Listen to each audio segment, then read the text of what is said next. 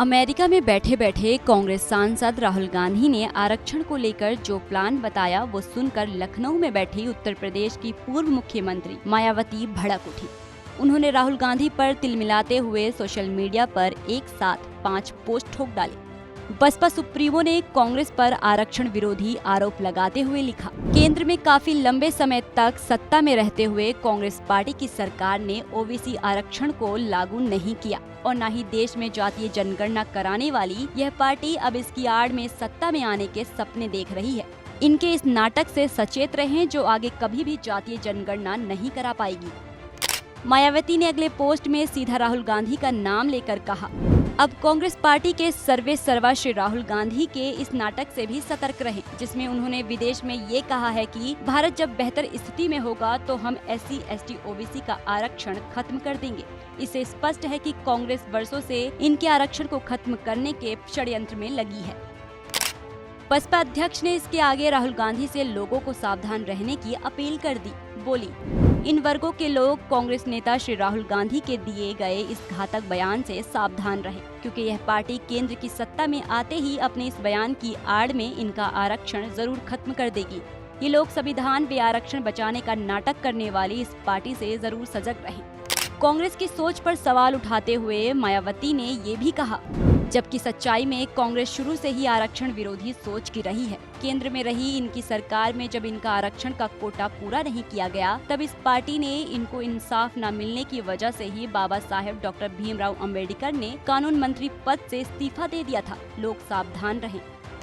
5वें और आखिरी पोस्ट में बसपा चीफ लिखती हैं, कुल मिलाकर जब तक देश में जातिवाद जड़ से खत्म नहीं हो जाता है, तब तक भारत की स्थिति अपेक्षाकृत बेहतर होने के बावजूद भी इन वर्गों की सामाजिक, आर्थिक व शैक्षणिक हालत बेहतर होने वाली नहीं है।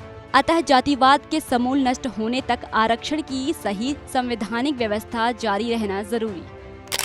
दरअसल लोकसभा में विपक्ष के नेता राहुल गांधी ने वॉशिंगटन में आरक्षण पर बोलते हुए कहा है कि कांग्रेस पार्टी आरक्षण खत्म करने के बारे में तब तक सोचेगी जब तक भारत में आरक्षण के लिहाज से निष्पक्षता होगी, और अभी ऐसा नहीं है। सुनिए राहुल का वो बयान। The problem is that 90% of India is not able to play, right?